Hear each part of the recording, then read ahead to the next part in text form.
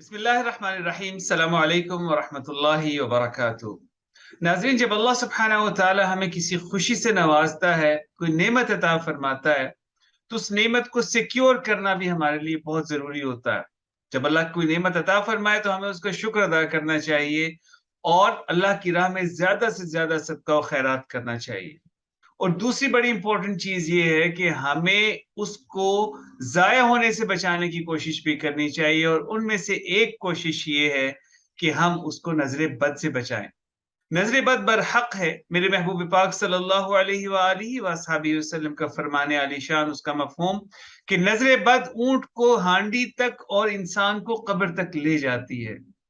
تو اگر ہمیں کوئی اللہ پاک کی طرف سے نعمت ملتی ہے تو اس کو فٹافٹ ایک دم سے اپنے سٹیٹس پہ نہیں ڈالنا چاہیے۔ سینکڑوں لوگ دیکھیں گے، اگر خواتین اپنی کچھ تصاویر اس میں ایڈ کر رہی ہیں تو بے پردگی بھی ہوگی، اور ساتھ ہی ساتھ اگر اللہ پاک نے آپ کو کوئی نعمت عطا فرمائی ہے جو مدتوں سے کوئی دوسرا مانگ رہا تھا اس کے پاس نہیں ہے، تو اس کے اندر شکر اور آپ کے لیے اچھے جذبات سے زیادہ حسد کا جذبہ ڈیولپ ہوگا، جو کہ نظر بد لگانے میں ایک بہت بڑا سٹیمولس ہوتا ہے۔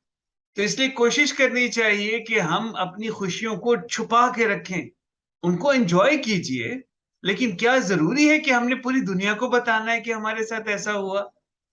اور اسپیشلی جب اس میں خطرے کا بھی چانس موجود ہو، ضرر کا چانس بھی موجود ہو، تو عقل مندی یہی ہے کہ اپنی خوشیوں کو بھی چھپا کے رکھیے اور ان کو سیکیور رکھیے۔ نظر بد سے بچنے کے لیے اور اس کے علاج کے لیے ہمیں پیارے نبی پاک صلی اللہ علیہ وآلہ وصحبہ وسلم نے بڑی پیاری پیاری دعائیں بتائی ہیں۔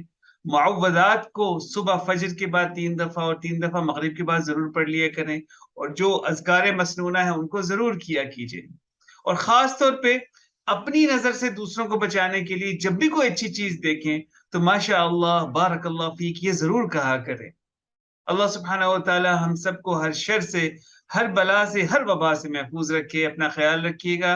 والسلام علیکم ورحمۃ اللہ وبرکاتہ۔